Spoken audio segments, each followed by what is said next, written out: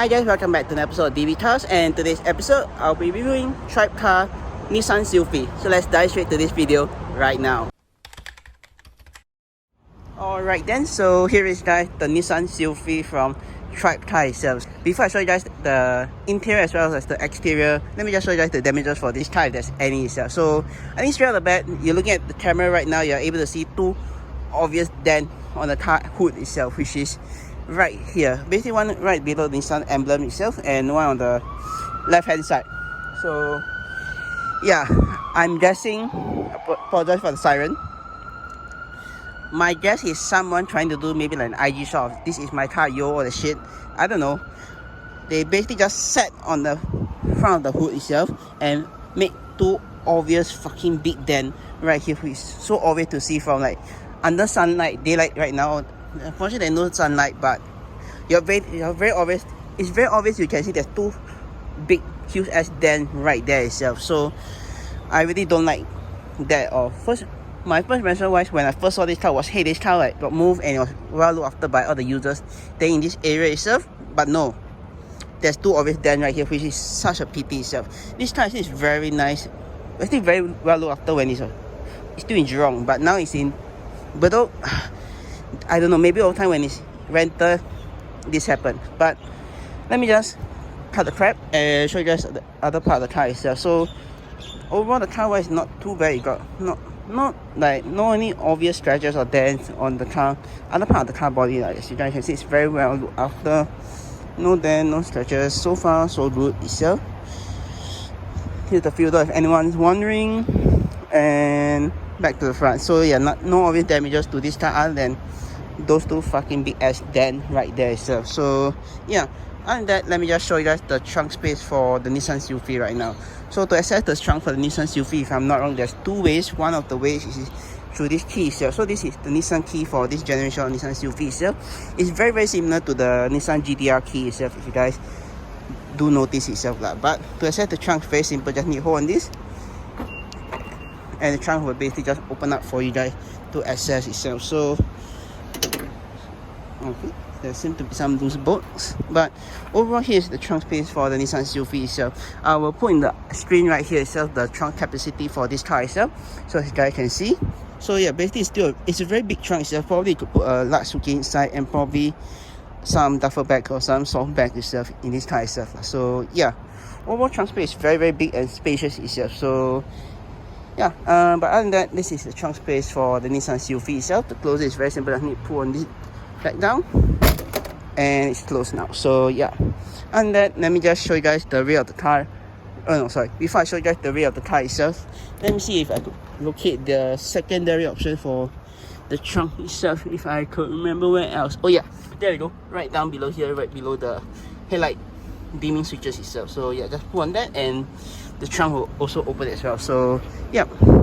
Alright then, now let me just show you guys the rear seat. Alright then, now let's enter the rear of the car itself. So getting into the rear of the car itself is also quite the way to enter, because the doors open quite wide. And right now, stepping right into the car, you guys can see this is how the rear of the car Nissan Sylphy looks like. Not too bad. You got some of the like normal amenities that you expect in the car itself. Basically you got some storage space to put your drink right here if you want to. You can this small space right here to close the door if you want to. Like just grab hold and close the door. You got a door with this handle. The window switches right here. You also got grab handle on nearly all four sides of the car as well. Fortunately the driver's side doesn't have it, which is a little bit weird, but hey, it's alright. Got some storage pocket right here to put your stuff if you want to. Same for the other side, and same thing for this side which you guys saw. It's also the same thing for the passenger side as well. So yeah, currently this is my driving position that I set up for this car wise. Let me see how does it feel like. So now I'm sitting upright itself. Probably got I would say 1.5. Yeah, about 1.5 to 1.75 space around there, if I'm not wrong. So yeah, not bad. So let's move on to the next segment, which is the headroom rise. So headroom rise, how does it feel like? So basically I got about a fist of headroom rise right here, as you guys can see, not too bad. So yeah, if you ask me, if I think maybe someone if to be slightly taller, I think definitely would hit the headroom, but overall still not too bad for the rear of the car itself. So yeah, now let's move on to the center seating itself. So center seating itself, before I show you guys that, you guys can see right here there is the AC vent, which is quite small, but it still get the job done, as you're able to adjust the airflow into the vehicle itself by this knob right here, and as well as adjusting through this small thing, more vent direction thingy right here itself. So yeah, and I think this should be a storage pocket. No, nothing right here, so just the air vents right in the back of the car itself. So yeah. Alright, let me see if I could show you guys the center seating for this car wise. Alright, this is the center seating right now. So basically this is not, because this has been okay.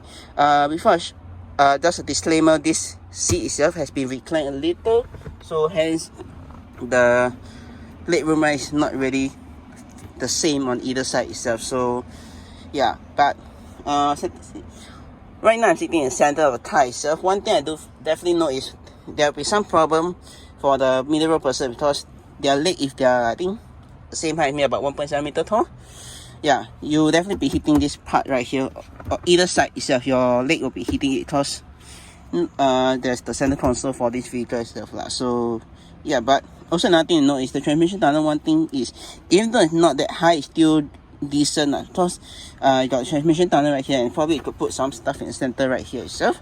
But how does it feel like to see in the center of the car itself? Well, not too bad, but I can definitely say, if I'm not wrong, full grown size adult, like 3 full grown size adults sitting right here in the back itself won't be comfortable itself. Because if I'm not wrong, and I could maybe say for this, you definitely be touching shoulder to shoulder, but everyone's built differently, so it might vary, the result might vary itself. So yeah. Alright then, let me just show you just on the last few pictures that you get in the back of this car itself. You got the last few features that you get in this car is basically you got this lighting right here, which could be turned on manually itself, or when the car doors are open itself. So yeah, but other than that, that is all for the rear of the Nissan Sylphy itself. If anyone wondering, this is how the dashboard of the Sylphy looks like itself. So yeah, and that, let me just show you guys the front of the car right now. So let me just document my process of getting out of this car itself. So those, as I mentioned earlier on already, the doors open quite wide, which is good thing, so I'm able to get out without any issue itself. So yeah, so close the door.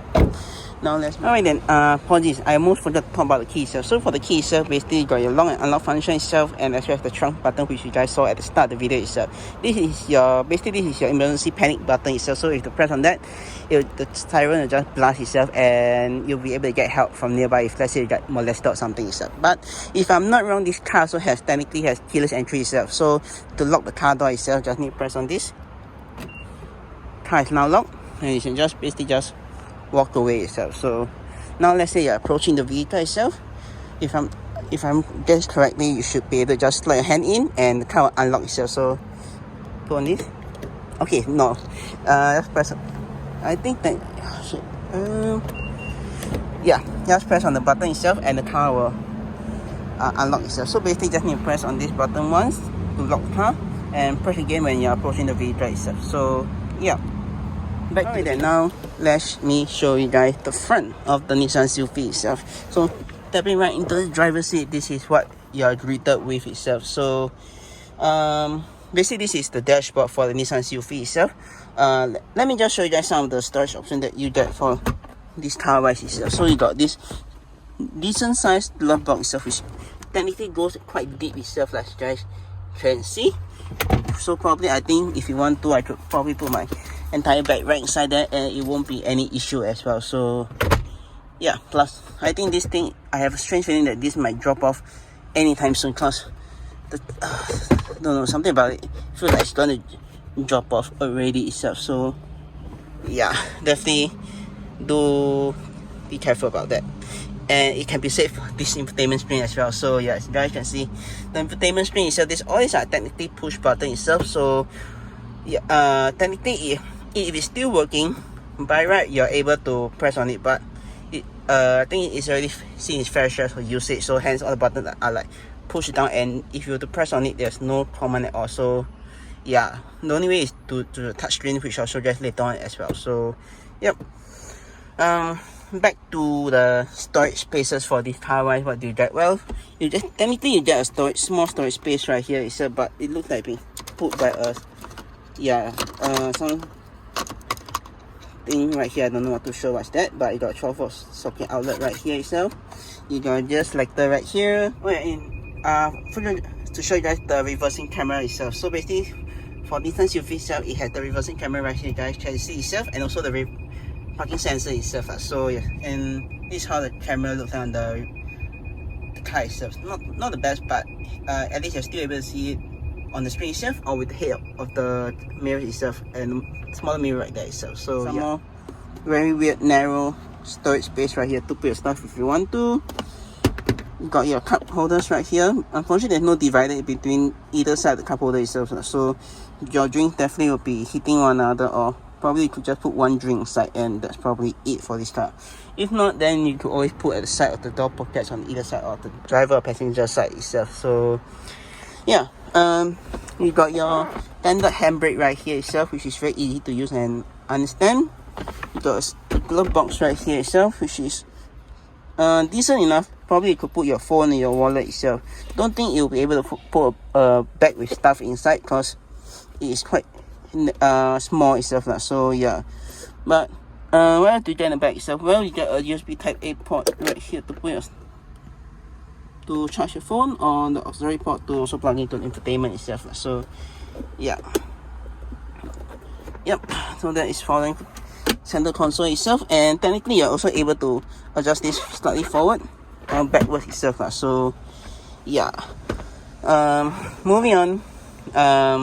Let me just show you guys this itself, which is the AC control for the Nissan Sylphy itself. So basically, for the Nissan Sylphy itself, you could adjust the temperature on either side itself, or you could have it sync. So it's a dual climate control, which when you adjust the temperature on either side itself, let's say you were to adjust on the passenger side, the driver side will be adjusted as well. So yeah, so basically the whole car will be set to just one temperature instead of two different temperatures itself. So yeah, you got your recirculate air function right here itself. So basically this is to recirculate the air in the cabin itself to make it more cooler, not stuffy or very warm itself. So yeah, and you got, or if you want, you could have it, or technically you have, if you want to, you can have direct fresh air coming into the car itself, like by pressing the button right down below right here itself. So yeah, this already mentioned, which is the dual climate control. This turn on the AC itself.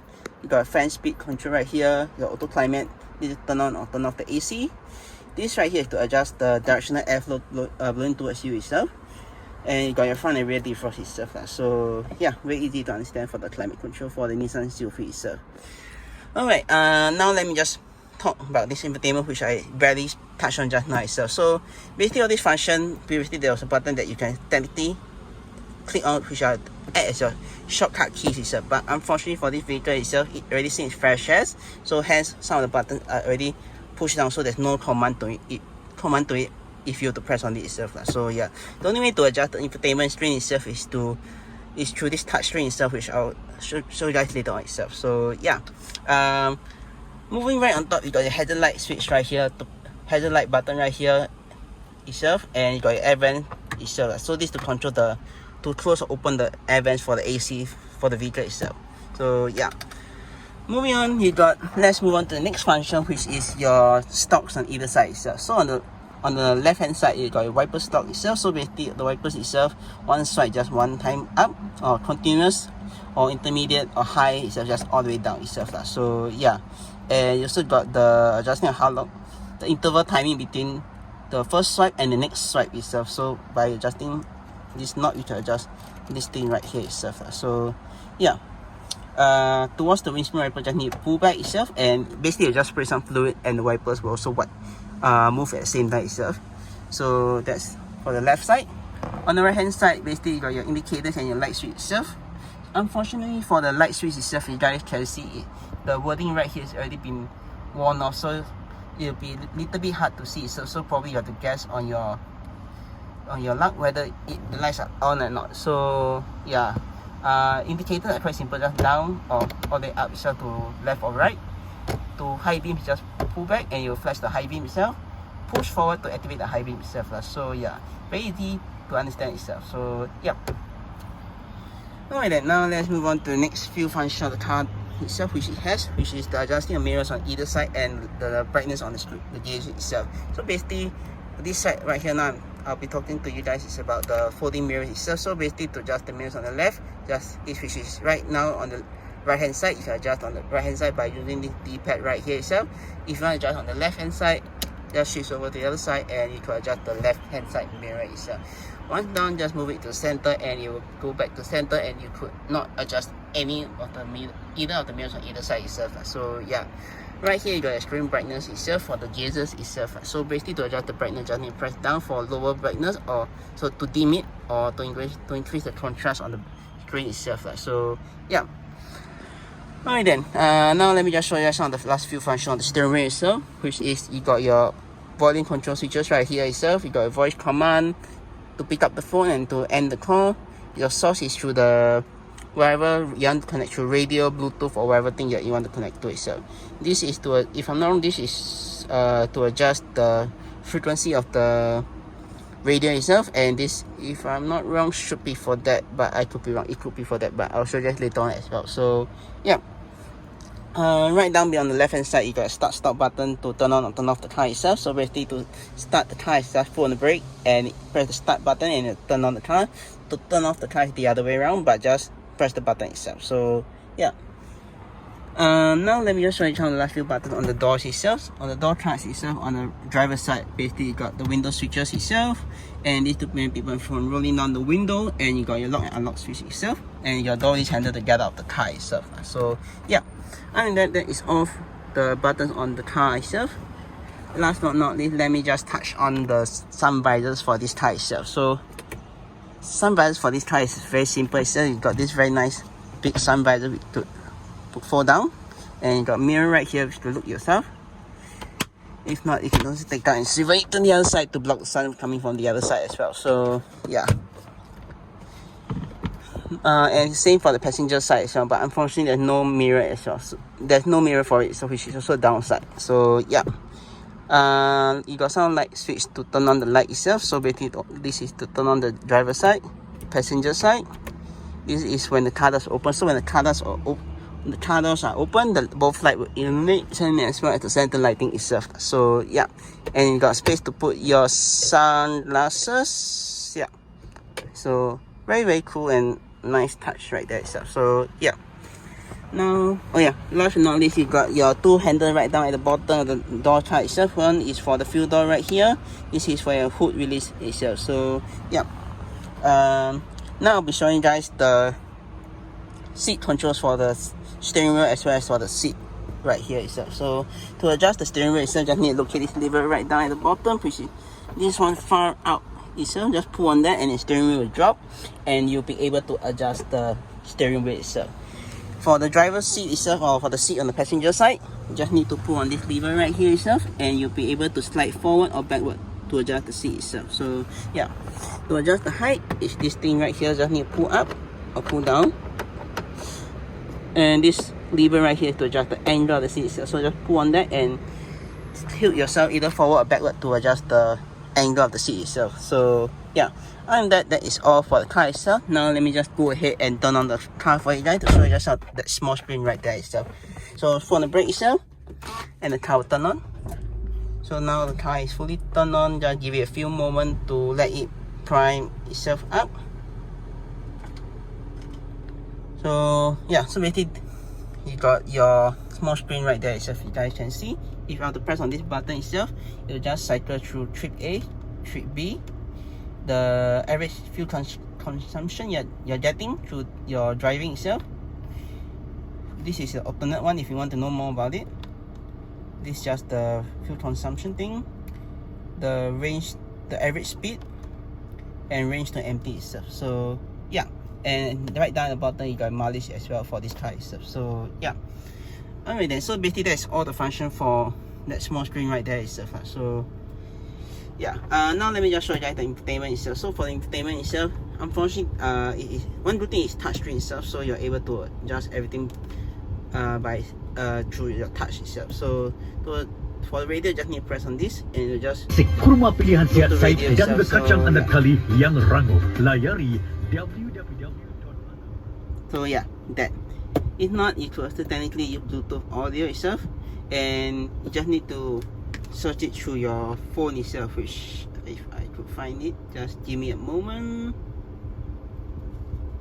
So yes, basically just through, go to your setting app on your iPhone, go to Bluetooth, and if I'm not wrong, should be this. I'm just gonna give it a shot, see whether it connect to the car itself.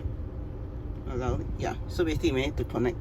So basically for this car, car wise is this itself. So right here right now, and I'm able to play any song on my iPhone itself. So yeah, to disconnect it is the other way around, which is just easy to use as well. So let me just show you guys how to disconnect it from the car itself. So just go to the eye right there in the button and just disconnect it, and the car, it will say disconnected itself. So yeah, other than that, that is all for this car ride. If you guys enjoy the video itself, do click the subscribe button down right below to see more videos like this, or click subscribe and see my 2 other videos. And with that, I will see you guys in my next video.